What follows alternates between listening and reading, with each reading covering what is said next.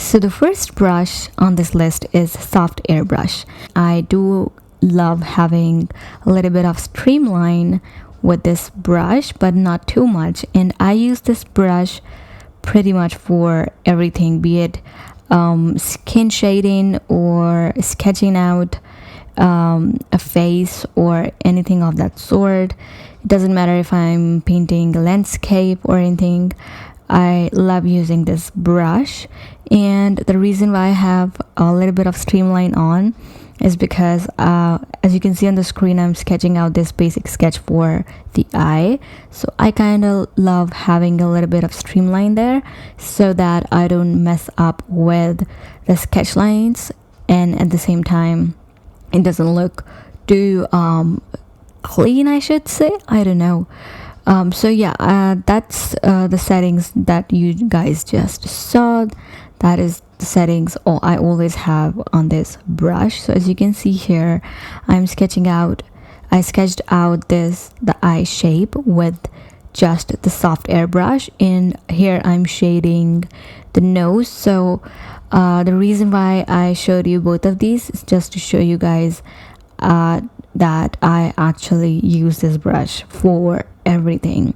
Like, people keep asking me on different tutorials what brushes are you using and stuff like that, and the answer is pretty much always soft airbrush, because that's what I always use, and I really love that brush. Maybe because I haven't explored the brush library like that, and I kind of got used to this brush. But I don't know, I just love this brush. This brush is amazing.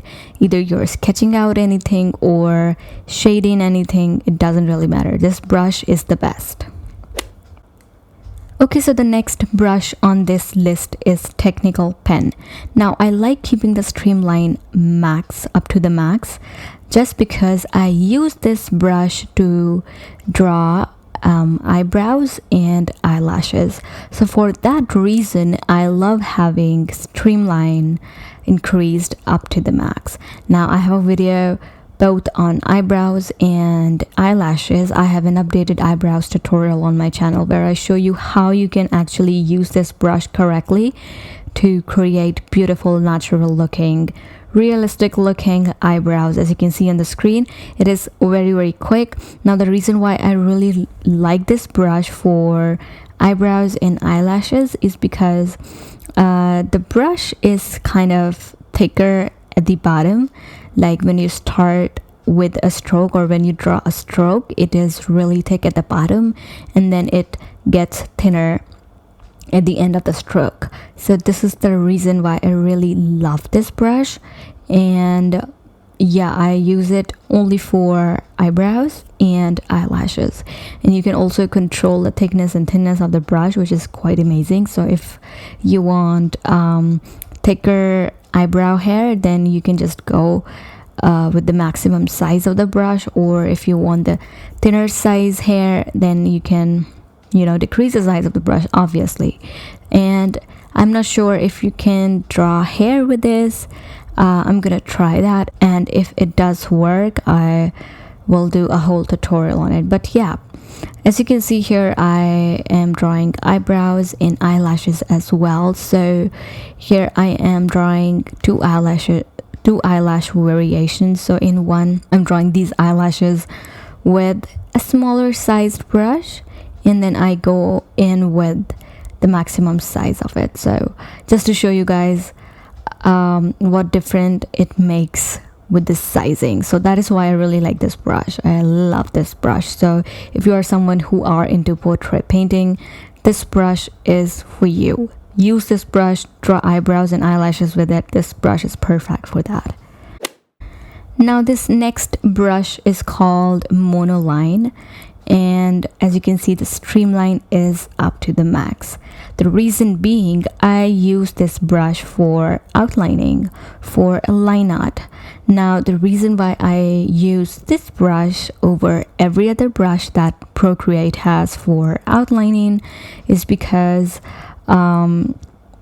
the length, I should say, or the thickness of the brush is pretty much the same.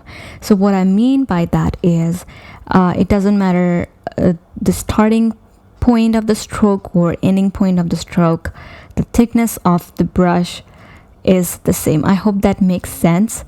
But yeah, so as you guys can see, I created this cute little skirt in here just to show you guys how the outlines look, how clean they are. So if you are someone who's into line art, then I would highly recommend you guys trying this brush out and decide it for yourself if you like it or not. But I actually really like it, even though I do not, you know, kind of do line art that much, but still whenever I'm doing, I just use this brush.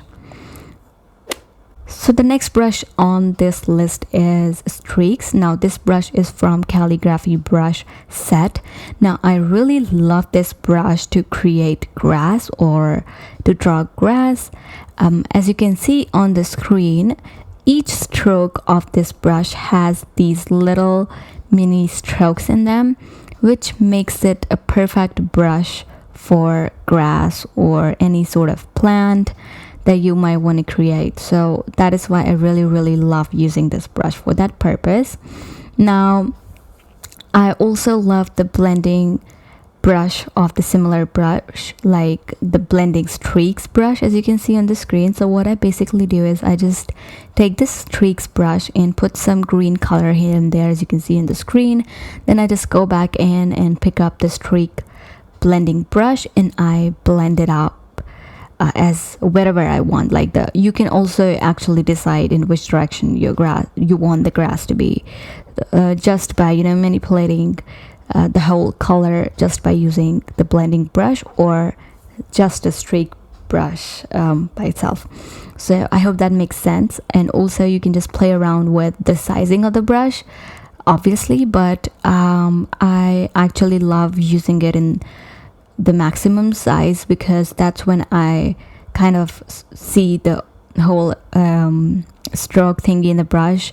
You can also minimize the size of the brush depending on the artwork size that you are painting, but still this brush is amazing, you guys. So if you are someone who's into landscape art, then you might want to try this brush out. This brush makes it so easy to, you know, make grass and so much simple. And if you want a tutorial on that, I would definitely do that in the future. So the next brush on this list is light brush. Now this brush is from Luminance Brush Set. Now the settings are pretty much similar to soft airbrush, just because I use it as one. So I use this brush for highlighting.